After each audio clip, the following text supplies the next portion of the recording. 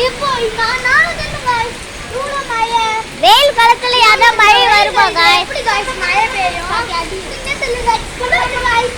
ஆனா நான் இப்படி பண்றேன் நீங்க எல்லாம் பண்ணுங்க guys. செமையா இருக்கும் guys. பார்க்கல நீங்க நல்லா guys எங்களுக்கு 2 நாள் ஆச்சு guys. நாங்க 3 நாள் வந்து guys. 3 நாள் வந்து guys. அதனால நான் மழையில நினைப்பேன் guys. நீ நலுச ஏய் நீ அந்த போய் நின்னா guys அவ போய் குளிக்க போறாங்க guys பாருங்க guys.